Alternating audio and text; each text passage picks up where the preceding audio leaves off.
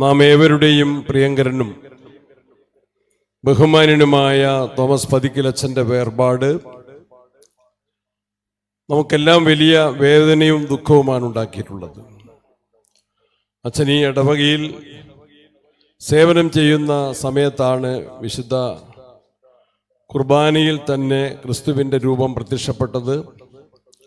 അത് നമ്മളുടെ വിശ്വാസ ദൃഢതയെ വർദ്ധിപ്പിക്കാൻ ഏറെ കാരണമായിട്ടുണ്ട് നമുക്കെല്ലാവർക്കും അറിയാം. എനിക്ക് അച്ഛനെ ഒരു സഹപാഠി എന്ന നിലയിൽ വർഷങ്ങൾക്ക് മുൻപുള്ള പരിചയമുണ്ട്. കിളിയന്തറ സ്കൂളിൽ ഒന്നിച്ചു പഠിച്ചു.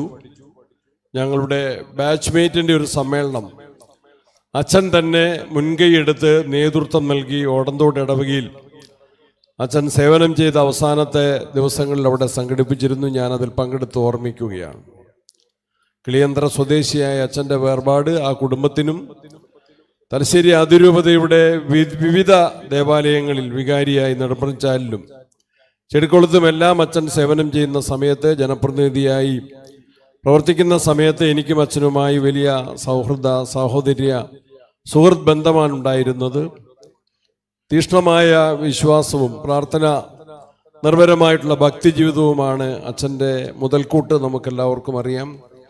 രോഗാവസ്ഥയിൽ അദ്ദേഹം കഴിയുമ്പോഴും നല്ല സന്തോഷത്തോടെ എല്ലാ വേദനകളും ഉൾക്കൊള്ളുകയായിരുന്നു. ഒരു സഹപാഠിയായ ടീച്ചർ അച്ഛനെ അവസാനത്തെ ദിവസം വിളിച്ചപ്പോഴും രോഗമെല്ലാം സുഖപ്പെട്ട് കാണാൻ സാധിക്കും എന്ന വിശ്വാസമാണ് അച്ഛൻ പ്രകടിപ്പിച്ചത്. അച്ഛൻ്റെ വേർപാട് ആകസ്മികമല്ല എങ്കിൽ പോലും നമുക്കെല്ലാം വേദനയുണ്ടാക്കുന്നു. തലശ്ശേരി അതിരൂപതയ്ക്ക്, ഈ ഇടവക സമൂഹത്തിന്, അച്ഛൻ്റെ കുടുംബാംഗങ്ങൾക്ക്, കിളിയന്തറ ഇടവക സമൂഹത്തിന്, എല്ലാവരും, സുഹൃത്തുക്കൾക്ക്, ബന്ധുമിത്രാദികൾക്ക് എല്ലാവർക്കും ഉണ്ടാക്കിയിട്ടുള്ള വലിയ വേദനയിൽ ഞാനും പങ്കുചേരുന്നു.